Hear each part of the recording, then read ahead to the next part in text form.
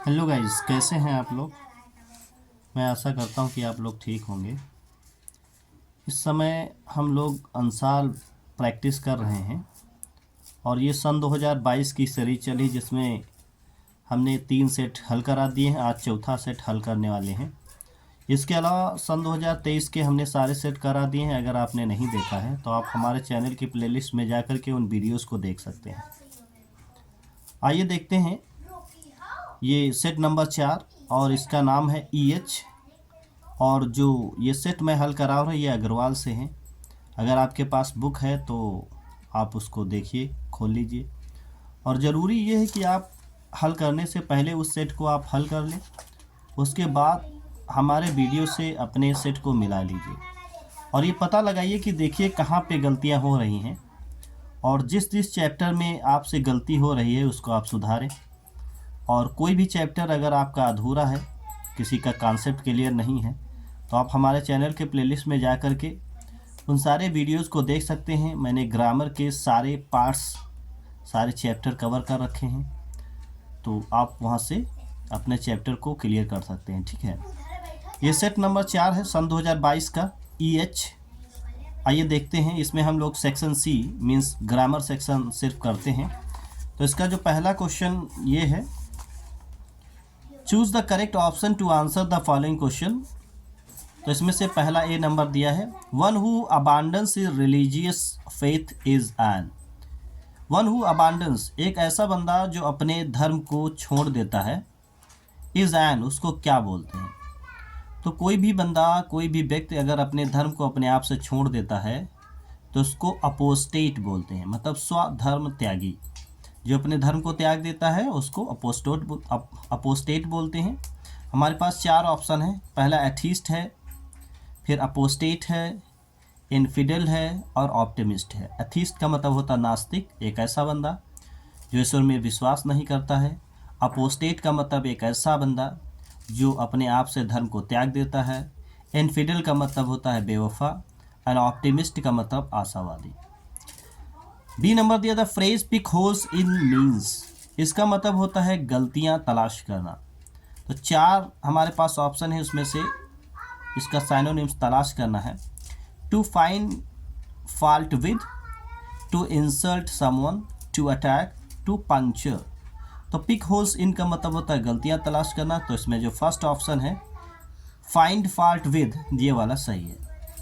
सी number दिया था, synonyms of acute is. Acute का मतलब होता है अति तीव्र, प्रचंड। तो इसका साइनोनिम्स तलाश करना, तो हमारे पास 4 ऑप्शन है। नाइस दिया है, एक्सीडेंटल दिया है, सीवियर दिया है और क्यूरियस दिया है। तो इसका थर्ड वाला ऑप्शन जो है वो सही है, सीवियर। एक्यूट का मतलब प्रचंड तीव्र, तो सीवियर का मतलब भी होता है प्रचंड तीव्र। डी नंबर दिया था, driver stood at the extremist edge of the rock, which word in the sentence is an error. इस सेंटेंस के अंदर आपको बताना कि कौन सा शब्द हमारा गलत है। फिर से सुनिए, the driver stood at the extremist edge of rock, कि ड्राइवर जो है चट्टान के बिल्कुल अंतिम सीमा, अंतिम किनारे पर अपने व्हीकल को उसने खड़ा कर रखा है। तो एक्सट्रीम मीन्स होता ही है अंतिम चरम, तो इसकी सुपरलेटिव डिग्री नहीं बनती। तो यहाँ पर एक्सट्रीमिस्ट जो है ये गलत है, यहाँ पर होगा extreme edge of the rock, मतलब the driver stood at the extreme edge of the rock. तो यहाँ पे एक्सट्रीमिस्ट गलत है, क्योंकि एक्सट्रीम का मतलब होता ही है मतलब अंतिम हद तक। इससे ज़्यादा इस मीनिंग का जो मतलब है उसको नहीं बढ़ाया जा सकता, इसलिए एक्सट्रीमिस्ट गलत है, यहाँ पर होगा एक्सट्रीम। ई नंबर दिया था, antonym of the virtue. Virtue का मतलब होता है सत्गुण और इसका एंटोनिम तलाश करना मीन्स उल्टा, अपोजिट। तो फ्रॉड है, क्राइम है, वाइस है, विकेडनेस है। तो इसका थर्ड वाला ऑप्शन जो हमारा वाइस है ये सही है। वर्च्यू का मतलब सतगुण और वाइस का मतलब होता है अवगुण। ठीक है। Change any one of the following into indirect speech. तो पहला दिया है क्वेश्चन नंबर 5 का, ही विल से, वो कहेगा, comma inverted comma, the student was lazy, कि जो विद्यार्थी था वो काहिल था। तो अगर रिपोर्टिंग वर्ब फ्यूचर टेंस में या प्रेजेंट टेंस में दिया है तो रिपोर्टेड पार्ट का टेंस नहीं बदलता, तो हो जाएगा ही विल से। अगर ऑब्जेक्ट दिया होता तो से का टेल करते, क्योंकि इसमें ऑब्जेक्ट नहीं दिया है तो से का से। ही will say that the student was lazy. अगर रिपोर्टिंग वर्ब प्रेजेंट टेंस में है तो रिपोर्टेड पार्ट का टेंस नहीं बदलता, तो he will say that the student was lazy. दूसरा दिया है ही सेड, उसने कहा we can not be quite happy in this life. हम इस ज़िंदगी में बिल्कुल पूरी तरीके से खुश नहीं हो सकते। तो this is an universal truth, ये सार्वभौमिक सत्य है। और अगर कोई रिपोर्टेड पार्ट में कोई यूनिवर्सल ट्रुथ स्टेटमेंट दिया है तो उसको भी नहीं बदलते। तो हो जाएगा ही सेड कंजक्शन दैट और फिर सेंटेंस को उतार लेंगे, we can not be quite happy in this life, इस तरीके से। Combine any one of the following as directed, B number दिया है। द बैटल वाज ओवर, युद्ध समाप्त हो गया। द एनिमी विड्रू, और जो दुश्मन थे वो लौट गए। सिंपल सेंटेंस बनाना है, तो सिंपल सेंटेंस बनाने के लिए इन दोनों सेंटेंसेस को जोड़ना है। तो द बैटल वाज ओवर, युद्ध समाप्त हो गया और दुश्मन जो है लौट गए। इसमें दो सब्जेक्ट दिए हैं। जब सेंटेंस के अंदर दो अलग अलग सब्जेक्ट दिए होते हैं तो रूल लगाते हैं नॉमिनेटिव एब्सोल्यूट, और आप पढ़ रखे होंगे, मैं ऐसी आशा करता हूँ। तो कैसे हो जाएगा, the battle being over comma the enemy withdrew. तो कैसे हो जाएगा, the battle being over comma the enemy withdrew. दूसरा दिया है ही गेव अप ट्राइंग, उसने कोशिश करना छोड़ दिया। He could never give satisfaction, और वो कभी संतुष्ट नहीं हो सका। उसने कोशिश करना छोड़ दिया, he could never give satisfaction, और वो कभी संतुष्ट नहीं हो पाया, या उसने कभी संतुष्टि नहीं प्राप्त की, या उसने कभी संतुष्टि नहीं दिया। तो इसको एडजेक्टिव क्लास में आप बना सकते हैं, सॉरी एडवर्ब क्लास में बना सकते हैं। पहले तो आप एडजेक्टिव क्लास में बनाए, जैसे ही के बाद तुरंत ही हु लगा, he who give up trying, वो बंदा जो कोशिश करना छोड़ देता है। नेवर गिव सेटिस्फैक्शन, वो कभी भी सेटिस्फैक्शन नहीं दे पाता। या पीछे वाला सेंटेंस आगे कर लीजिए, he could never give satisfaction because he give up trying, तो ये एडवर्ब क्लास में हो जाएगा। He could never give satisfaction, वो कभी भी आत्मसंतुष्टि नहीं दे सका। Because he give up trying, क्योंकि उसने कोशिश करना छोड़ दिया था। और या इसको आप एडजेक्टिव क्लास बना लें, he who give up trying, वो बंदा जिसने कोशिश करना छोड़ दिया था। नेवर गिव सेटिस्फैक्शन, वो कभी संतुष्टि नहीं दे सका या नहीं दे पाया। Change in one of the following as directed, जिस तरीके से बताया गया उसको बताना है। सी नंबर में दिया है, बिसाइड्स मेकिंग अ प्रॉमिस, वादा करने के अतिरिक्त ही केप्ट इट, उसने इसे निभाया भी। कंपाउंड बनाना है, कंपाउंड का मतलब होता है दो अलग अलग सेंटेंसेस को जोड़ना है। एक में होगा प्रिंसिपल क्लास और दूसरे में होगा कोऑर्डिनेट क्लास। तो पहले करना क्या है कि आपको दो अलग अलग सेंटेंसेस बनाने हैं। बिसाइड्स मेकिंग अ प्रॉमिस, वादा करने के अतिरिक्त उसने इसे निभाया भी। तो पहला सेंटेंस, उसने वादा किया और इसे निभाया। कैसे हो जाएगा, he made a promise and he kept it. तो एंड से जोड़ेंगे तो ये कम्युलेटिव में बन जाएगा। ही मेड अ प्रॉमिस, उसने वादा किया, एंड ही केप्ट इट, और उसको निभाया भी। ठीक है। दूसरा हो जाएगा, did he not tell you, क्या उसने तुमको नहीं बताया। पैसिव वॉइस बनाना है, तो सब्जेक्ट को ऑब्जेक्ट में, ऑब्जेक्ट को सब्जेक्ट में। और मैंने कई बार कहा कि टेंस में अगर सेकेंड फॉर्म है तो बी के सेकेंड फॉर्म, प्रेजेंट अगर जहाँ पे वर्ब की फर्स्ट फॉर्म लगती है वहाँ पे बी की फर्स्ट फॉर्म, इस तरीके से। तो सब्जेक्ट को ऑब्जेक्ट में, ऑब्जेक्ट को सब्जेक्ट में।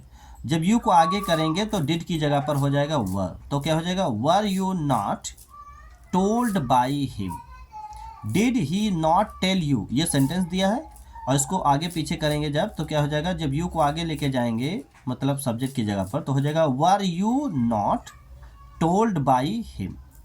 Correct in one of the following sentences, correct करना है। The man disappeared after he has committed a murder, कह रहा कि आदमी गायब हो गया after he has committed a murder, एक हत्या करने के बाद।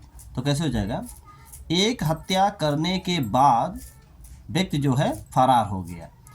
तो आपने पास्ट परफेक्ट टेंस पढ़ा होगा, जिसमें आपको पता है कि जो काम पहले होगा उसको बनाएंगे पास्ट परफेक्ट में, और जो काम बाद में होगा उसको बनाएंगे पास्ट इंडेफिनिट में। तो लिखा है कि आदमी फरार हो गया हत्या करने के बाद। तो हत्या करने का काम पहले हो चुका था, जो काम पहले हुआ है उसको बनाएंगे पास्ट परफेक्ट में। तो यहाँ पे हैज़ लगा, जो कि गलत है। ये हैज़ की जगह पर हैड होगा। The man disappeared after he had committed a murder, मतलब हत्या करने के बाद वो आदमी फरार हो गया। Being a rainy day we did not go out, बारिश होने के नाते हम बाहर नहीं जा सके। आपको बताया कि नॉमिनेटिव एब्सोल्यूट में सब्जेक्ट होते हैं दो, जिसमें से एक सब्जेक्ट को आपको फ्री करना रहता है। जैसे अगर आप बोलें कि रैनी डे है, आज बरसात है, आज ठंडा है, जाड़ा गर्मी बरसात दिन महीना साल, जब भी हम मौसम की बात करते हैं तो हम सब्जेक्ट इट लगाते हैं। जैसे आज ठंडा है, इट इज़ कोल्ड टुडे, आज गर्म है, इट इज़ हॉट टुडे, आज रैनी डे है, it is rainy day today. तो यहाँ पे क्या लिखा है, बीइंग अ रैनी डे, बारिश होने के नाते, तो यहाँ पे सब्जेक्ट मिसिंग है, तो यहाँ पे इट लगाएंगे। It being a rainy day comma we did not go out, ठीक है, बारिश वाला दिन होने के कारण वह जो है नहीं बाहर गया। It being a rainy day comma we did not go out. E number दिया, use any one of the following pairs of words in your own sentences to make the difference in their meaning clear. तो हमारे पास homophones दिए गए हैं दो, और इनमें क्या कहना है, सेंटेंस बना करके मीनिंग को क्लियर करना। तो पहले दिया है ACCESS, एक्सेस का मतलब होता है पहुंच। तो इसके ऊपर एक सेंटेंस बनाना है कि सूर्य जो है हमारी पहुंच से बाहर है। The sun is unaccessible for us, the sun is unaccessible for us, सूर्य हमारी पहुंच से बाहर है। दूसरा एक्सेस से दिए EXCESS, तो एक्सेस का मतलब होता है अधिकता। तो आप इसके ऊपर सेंटेंस बनाएं, the excess of anything is bad, किसी भी चीज़ की अधिकता बुरी होती है। The excess of anything is bad. दूसरा दिया है AFFECT, अफेक्ट का मतलब होता है प्रभावित करना, ये वर्ब है, और EFFECT अफेक्ट का मतलब होता है प्रभाव, ये नाउन है। तो अफेक्ट के ऊपर बना ले एक सेंटेंस, अफेक्ट का मतलब प्रभावित करना। मेरे बीमारी ने मुझे बहुत ही अफेक्टेड किया है, तो आप कैसे बोलेंगे, माई illness affected me very much, मेरी बीमारी ने मुझे बहुत प्रभावित किया। माई इलनेस या माई सिकनेस या माई illness affected me very much. और इफेक्ट का मतलब होता है प्रभाव किसी। तो आप जैसे देखते हैं कि ओवर पॉपुलेशन का प्रभाव फैला हुआ है। The effect of over population is spreading in all over the world, पूरे संसार में जो ओवर पॉपुलेशन का प्रभाव जो है वो फैला हुआ है, बहुत तरीके की समस्याएं हो रही हैं। Translate the following into English, ये इंग्लिश में आपको ट्रांसलेट करना। हमारे पास एक सेंटेंस है, ये एक हाई स्टोरी है। अपनी मातृभाषा को निष्कर्ष समझना हमारी भूल है। तो कैसे बनाएंगे, अपनी भाषा को निष्कर्ष समझना हमारी भूल है। It is our mistake, it is our mistake to consider our mother tongue as inferior. निष्कर्ष का मतलब नितले जर्दे की। तो it is our mistake to consider our language inferior, हमें संसार के साथ रहना और चलना है। We have to walk and move with the world, we have to walk and move with the world. अतएव संसार की अन्य भाषाओं को सीखने की जरूरत है। इसीलिए so it is necessary to learn the other language of the world, so it is necessary to learn other languages of the world. पर अपनी मातृभाषा को अपनी मातृभाषा के महत्व का ख्याल रखना भी बहुत जरूरी है। But it is very important, to take care of our mother tongue, but it is very important to take care of our mother tongue. हम अंग्रेजी भाषा और साहित्य के विद्वान हो सकते हैं। We can be the scholar of English language and literature, पर शेक्सपियर या मिल्टन नहीं हो सकते। But we can't be Shakespeare और मिल्टन। अंग्रेज हिंदी भाषा और साहित्य का विद्वान हो सकता है। Similarly an English man can be the scholar of Hindi language and literature but he, लेकिन वो सूर या तुलसी कभी नहीं हो सकता। But he can never be Surdas और तुलसी दास। अच्छी किताबें हमें मातृभाषा में ही लिख सकते हैं। We can write good books only in our mother tongue. We can write good books only in our mother tongue. ठीक है, तो इस तरीके से हमने ट्रांसलेट किया। और ये सेट को हल करने से पहले ज़रूरी ये है कि आप सेट को पहले से हल कर लें और उसके बाद आप सेट को मिलाएं, और जहाँ जहाँ गलती मिलती हैं, जहाँ जहाँ गलतियाँ होती हैं, तो उस चैप्टर को आप फिर से पढ़ें और उसका रिवीजन करें, और जितना हो सके उतने ज़्यादा आप सेट को हल करें। इससे आपके एग्ज़ाम के लिए बहुत ही फ़ायदेमंद होगा। इससे आपकी स्पीड भी मेंटेन हो जाएगी और ग्रामर के ऊपर एक अच्छी पकड़ हो जाएगी।